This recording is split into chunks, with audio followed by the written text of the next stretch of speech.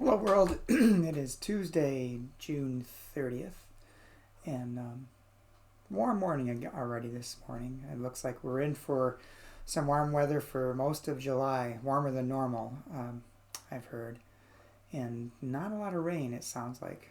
Although there may be some chances of scattered thunder showers, but not what I think our farmers need.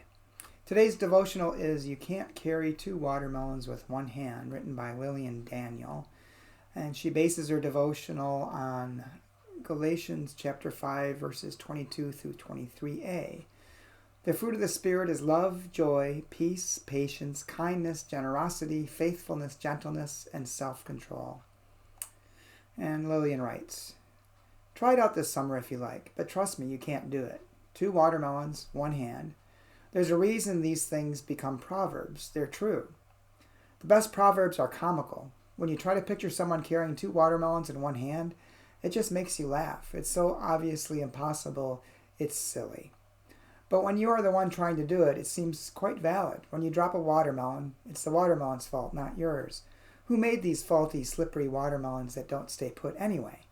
Sometimes we can trick ourselves into doing impossible things.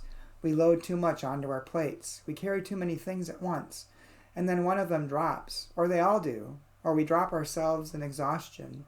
There is nothing more exhausting than trying to do something impossible. In Galatians 5:22 through 23, we are told, the fruit of the Spirit is love, joy, peace, patience, kindness, generosity, faithfulness, gentleness, and self-control. That's a pretty tall order if we have to pull off all these things for ourselves. Fortunately, we don't have to. They come to us like gifts, fruits from the tree of the Holy Spirit. It reminds me of one of my favorite prayer songs. Spirit of the living God, fall afresh on me, melt me, mold me, fill me, use me. Spirit of the living God, fall afresh on me. In other words, put down those two watermelons you've been trying to carry and let the Spirit do her work. And her prayer is, Spirit of the living God, fall afresh on me. Yeah, there's lots of things that come to mind with this devotional.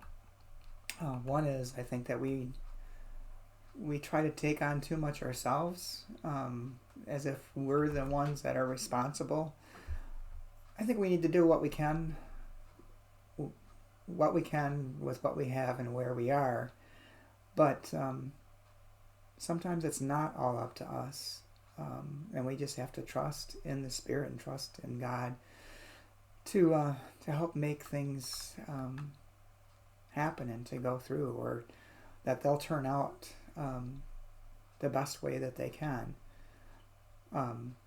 It doesn't do anyone any good to try to accomplish too many things. This devotional also reminded me of a conversation I recently had with Rick Floyd. He is one of the UCC Stillspeaking writers, and he's a member of my monastic group, Brothers and Sisters of the Way, with whom we're meeting monthly online. And he mentioned that 20-some years ago he was involved in a bicycling accident. He flew over the handlebars of his bike, hit his head, and had a closed brain injury. And there's nothing common between people who have closed brain injuries. Everyone reacts in a different way, and what results from that closed brain injury is unique to that person. But for him, what he found was that before the accident, he could multitask.